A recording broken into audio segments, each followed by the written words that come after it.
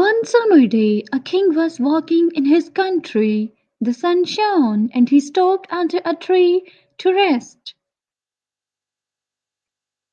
It was very pleasant in the cool shade. The king lay down on the soft grass and looked up at the white clouds sailing across the sky. Then he took a little book from his pocket and tried to read, but the king could not keep his mind on his book. Soon his eyes closed and he was fast asleep. It was past noon when he awoke. He got up from his grassy bed and looked around. Then he took his cane in his hand and started for home. When he had walked a mile, he happened to think of his book. He felt for it in his pocket. It was not there. He had left it under the tree. The king was already quite tired, and he did not like to walk back so far. But he did not wish to lose the book. What should he do? If there was only someone to send for it. While he was thinking, he happened to see a little barefooted boy in the open field near the road. He was tending a large flock of geese that were picking the short grass and wading in a shallow brook. The king went toward the boy. He held a gold piece in his hand. "My boy," he said, "how would you like to have this piece of money?"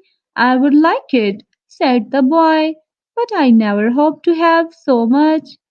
"You shall have it if you will run back to the oak tree at the second turning of the road and fetch me the book that I left there."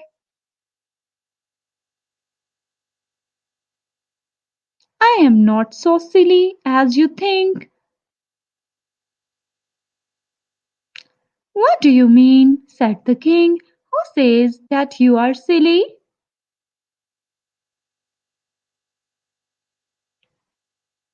"Well," said the boy, "you think that I am silly enough to believe that you will give me that gold piece for running a mile and fetching you a book. You can't catch me, but if I give it to you now, perhaps you will believe me," said the king, and he put the gold piece into the little fellow's hand. The boy's eyes sparkled, but he did not move. "What's the matter now?" said the king.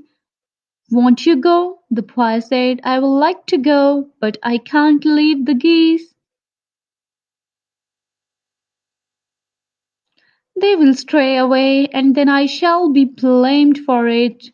"Oh, I will tend them while you are away," said the king.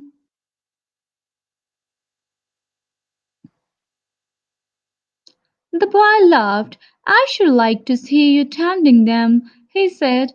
"Why, they would run away from you in a minute."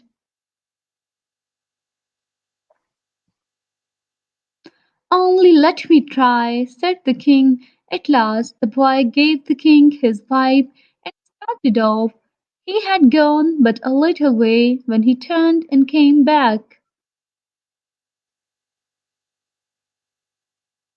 "What's the matter now?" said the king. Crack the whip. The king tried to do as he was bidden, but he could not make a sound. "I thought as much," said the boy. "You don't know how to do anything."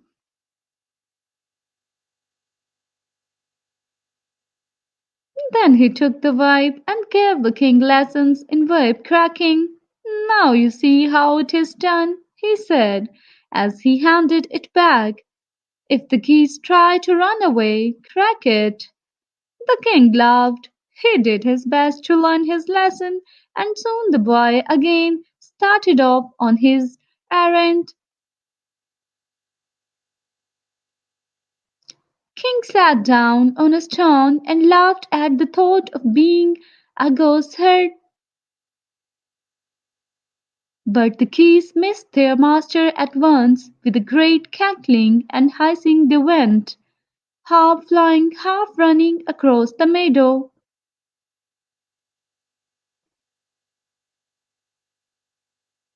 The king ran after them, but he could not run fast. He tried to crack the whip, but it was of no use. The geese were soon far away. A few minutes afterward the goose boy came back with the book.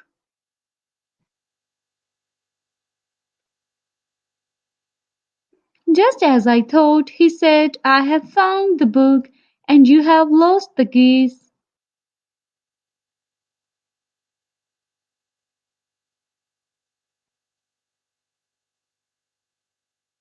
"Never mind," said the king, "I will help you get them again."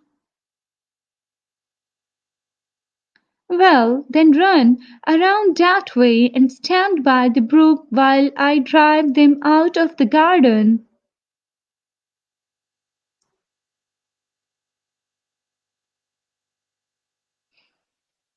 The king did as he was told. The boy ran forward with his whip, and after a great deal of shouting and scolding, the geese were driven back into the meadow. "I hope you will pardon me for not being a better gooseherd, but as I am a king, I am not used to such work." "A king, indeed," said the boy.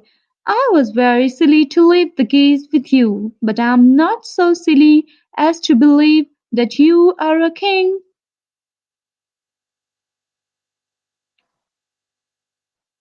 "Very well," said the king, with a smile. "Here is another gold piece, and now let us be friends."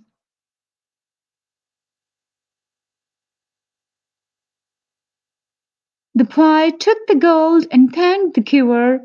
He looked up into the king's face and said,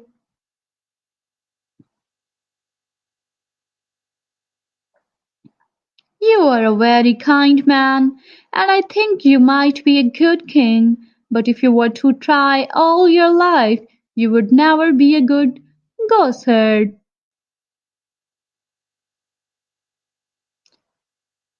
Subscribe my channel for more interesting stories.